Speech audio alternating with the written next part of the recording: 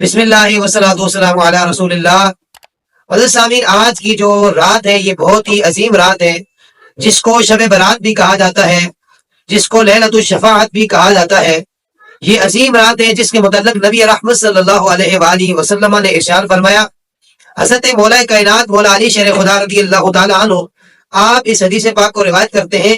آپ فرماتے ہیں کہ رسول اللہ صلی اللہ تعالیٰ علیہ وآلہ وسلم نے فرمایا کہ اس رات کو جاگو، اللہ کی عبادت کرو اور دن کو روزہ رکھو۔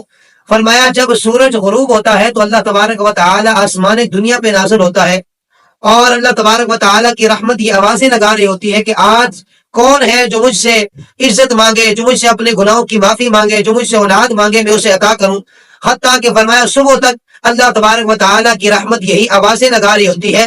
تو یہ ایک عظیم رات ہے، اس زندگی کے اندر اگر ہمیں میسر ہو رہی ہے تو ہمیں غنیمت جان کر اللہ تبارک و تعالیٰ کی بارگاہ میں اپنے گناہوں کی معافی مانگنی چاہیے۔ اور یہ وہ عظیم رات ہے، سیدہ عائشہ صدیقہ رضی اللہ تعالیٰ عنہ آپ حدیث پاک کی روایت کرنے والی ہے کہ رسول کائنات صلی اللہ علیہ وآلہ وسلم نے ارشاد فرمایا، اس رات کے اندر اللہ تبارک و تعالیٰ بنو قلب کی بکریوں کے بالوں کے برابر لوگوں کو جہنم سے آزاد کر کے انہیں جنت عطا فرماتا ہے، اور بے حد اور بہت زیادہ لوگوں کی اللہ تبارک و تعالی اس رات کے اندر بخشش فرماتا ہے، ان کی مغفرت فرماتا ہے۔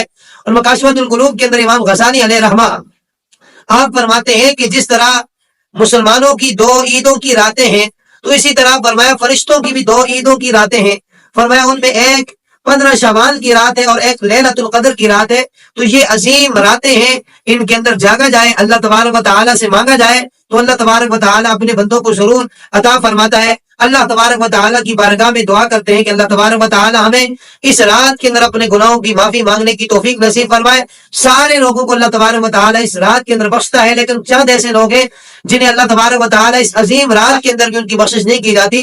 تو ان میں سے چند کا ذکر کیا گیا۔ ان میں سے ایک والدین کا نافرمان بھی ہے، جو اپنے والدین کی نافرمانی کرتا ہے، جو زانی ہے، جو شراب پینے والا ہے۔ تو اس قسم کے لوگ جن کی بخشش اس رات کے اندر بھی نہیں ہوتی ہے، اللہ تبارک و تعالیٰ کی بارگاہ میں دعا کرتے ہیں کہ اللہ تبارک و تعالیٰ ہمیں اس طرح کے گناہوں سے بچنے کی توفیق نصیب فرمائے۔